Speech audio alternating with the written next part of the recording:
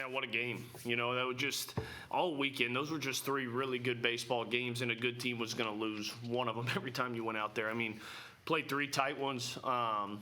But, man, the story of the game is here. What he did and how he attacked, how he got deep in the game. We were just talking coming over. Not only was the stuff really good, but it was just really efficient today. The velo was good. The ability to mix was good. It was tons of strikes. And just set the tone for the day for us, and that's what he's capable of. That's who he is, and just really happy for him because he's worked his butt off to get here. There's no secret. He would tell you, like, this year probably hasn't gone as he would script it out on the front end, but he never stopped working. He never stopped showing up. He never stopped coming after it. And to get rewarded with a game like today is perfect. And really proud of him and really excited for what that means for him moving forward here, too. I mean, he continues to throw the ball like that. We're going to play baseball for a while. That was just outstanding stuff.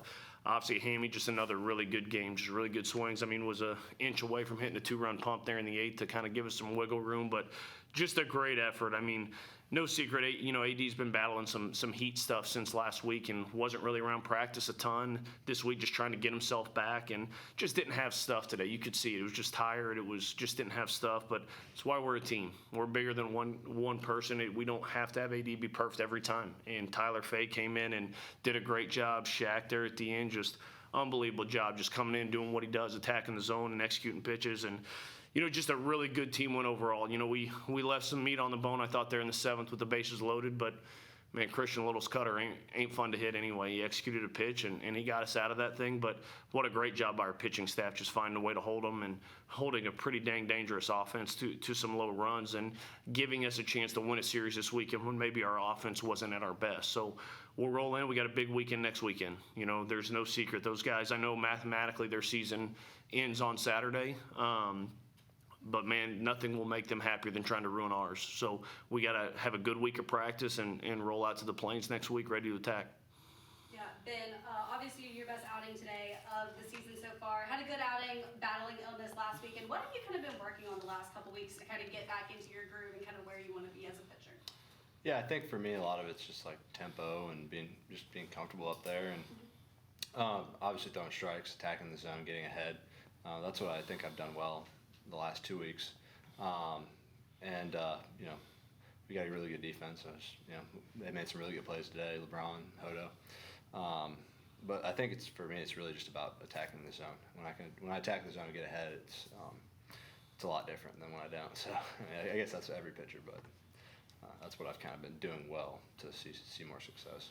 Yeah, and Coach, kind of going off of that, what have you seen maybe like in practice and warm-ups from Ben to kind of have these last two good outings that he's had, especially battling illness last week? Yeah, man, we talk about grit a lot, right? Passion and perseverance for long-term success. That's one thing these guys are probably sick and tired of hearing me talk about, but it's easy when things just go exactly the way you want, and that's what a lot of people think success looks like.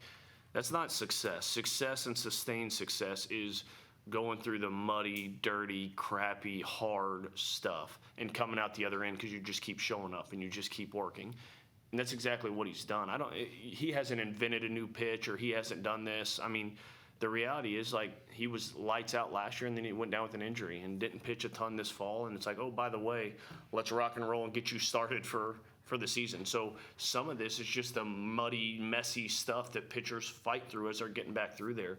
But what comes out of the other end of that is pretty special, and I think that's what you saw tonight, and that's what you're going to see from him the rest of the way is a guy that has just fought and scratched and clawed and is harder and is tougher and is more prepared to go through the gauntlet of what lies ahead. So nothing crazy outside of just a kid that keeps coming, and that's what makes him who he is.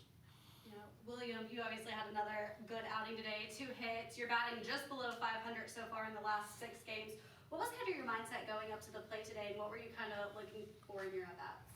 Well, today, the main thing, I was just trying to enjoy it. I mean, I hope this is not my last game at the Joe. Hopefully we can play some postseason ball here. But I was kind of treating it that way, like, hey, this might be my last time playing here. So I was just trying to enjoy it and, go up to the plate confident and, like I said, more than anything, just have fun. And I think kind of that had some things take care of itself with that. William, you just touched on it a little bit. Today might have been your last game here at Joe. For the past 5 years, what's been your favorite memory playing? I mean, too many to count. Probably playing in the regional last year. I mean, that was awesome. Sold out crowd. First time that we've had postseason ball here, and I can't remember when, probably 2014, something like that. But that was probably it. That was the coolest moment. Coach, obviously you guys have one more regular season series against Auburn, but this win basically clinched you guys a spot in the SEC tournament in Hoover. Having the two guys next to you who not only are peaking at what seems to be the perfect time, but have also experienced the SEC tournament before, how important is that for them to be peaking right here? I mean, I think experience in general is huge. You know, no matter what you're talking about, whether it's SEC experience, whether it's just college experience. And the one thing this league does, and this is not a knock on other leagues at all. You are battle tested coming out of this thing because every weekend is a grind. Every game is a grind, and you're playing the best of the best. And the game generally, and I would say 90% of them, comes down to a play, a pitch, or a hit, or an inning. You know, the margin for victory is so small. So I think having guys that have been there, having guys that it's not their first time, allows them to step in and help some of the guys that haven't. Even some of the players, and Ian Petrutz, who's an older player, but he hasn't experienced that yet. This is his first time through the league. Evan Slight, Gage Miller, even as special as that guy is, this is his really first time going through it too. So having guys that have been there was something that was pretty few and far in between for us coming into this year. You know, when I saw that roster coming back, it was like, man, we got a lot of new faces and lost a lot of experience. So having guys like them playing their baseball at the best time, I think, just allows them to lead. You know, we talk about Evan Slight being our captain all the time, and he is a superstar at that. But we got a lot of leaders in this group, and it's a very player-led team. And, man, you've seen it. They've taken the keys of this program. They've been driving it for the last 6-8 weeks, and that's what we want. That's what every team I coach want, that I want them to be able to take it. And this is their team. They're just bringing us coaches along for the ride right now. Yeah, and Ben, William, obviously you guys have been through at least one season in Hoover. What is y'all's kind of advice to maybe some of the new guys who are going through it for the first time, and what do you guys kind of see to hopefully get a hosting bid in a long run at Hoover? It's a lot of fun. I mean, Alabama always has a good turnout with the crowd. I just think to not let the moment get too big, and you know, it is a bigger game, but you don't want to think that way. Just show up to the park. You know, it's just another day at the yard. You know, don't press too much. Just go out there and enjoy it. And you know, because that's a fun crowd. It's a fun environment. So to go out there and enjoy it, I think that's helpful. Yeah, that's what I would say. Just enjoy it. It makes you kind of feel like a kid playing travel ball again a little bit, but instead of like a random team from the town next to you, it's like the best players in the country. So it's really fun. And you know, like we get passes and we get to go watch everybody else play, and it's just a really good time. Like I would just tell everyone to enjoy it. It's so much fun. Yeah, and Ben, obviously we've talked about the crowd a lot in this room.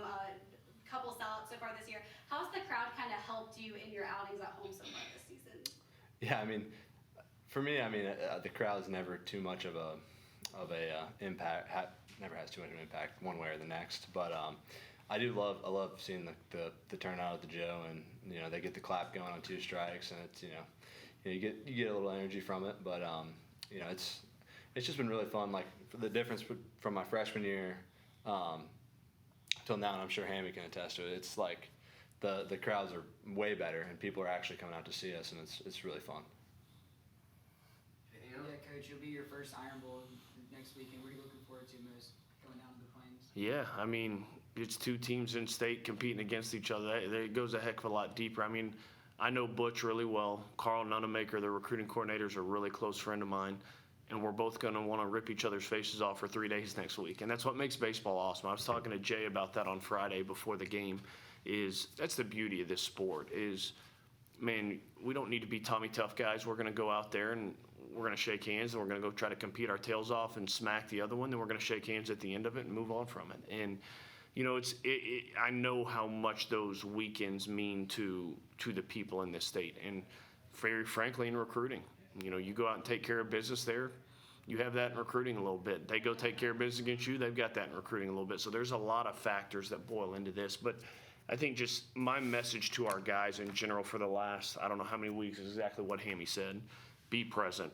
Enjoy it. Like these things, man, like every one of these guys that are on our field that are wearing pullovers and aren't able to go compete would give anything to get back on the field and play. And these moments, I know so much in my head, it's on to the next one, on to the next one. but to steady yourself, just bring it back in. You know, I've got a sign hanging in my son Wyatt's room, and it says, these are the good old days. And I think that's something that's so easy to lose sight of when you're playing this game is it's on to the next, and it's on to the postseason in Hoover, then it's on to the regional, and then it's on to this. Man, you'll look back on these days, and it's going to go like that. I'm sure his 5 years, he's snapped his fingers, and here we are, you know. And so we're going to go over there. We're going to prepare this week really hard. We're going to go out there and try to win on Thursday. We're going to send it out there. We're going to compete our tails off. We're going to try to win on Thursday. Then we'll reset and do it again the next day. But that's my hope for these guys is this is a good group of kids. They've worked really hard, and we just need to show up and be present and, like Amy said, enjoy it and get to do it against your in-state rival. There ain't nothing better than that. Yeah, Coach, you guys obviously played your last midweek against Troy.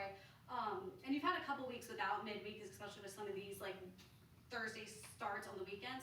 Have you noticed any type of maybe momentum change versus a longer break than a shorter break not playing those midweeks, or is kind of practice usually the same leading up to those seasons? Practice is similar, but I will say, like, when the offense is rolling, you're like, can we just keep playing games? You know, I think this group could really benefit from a little bit lighter week as we head into Thursday. You know, you guys have heard this from me. I will never create excuses for our kids, but this week was not a normal week of practice for them. We still had guys out. We had some guys not even taking BP or coming out and taking a round and having to go back in. So I'm looking forward to, hopefully now that we're a week out, of having just a good, clean week, you know. And the beauty is you don't have to wait long to get back on the field. Thursday will be here before we know it. We'll take a day tomorrow, get our bodies right, get everything underneath us, have a really good day of practice on Tuesday, and then we'll hit the road on Wednesday and head down to Auburn. So there's times I think that you want to keep rolling and keep rolling and keep rolling. I think this will be a much needed week for our kids and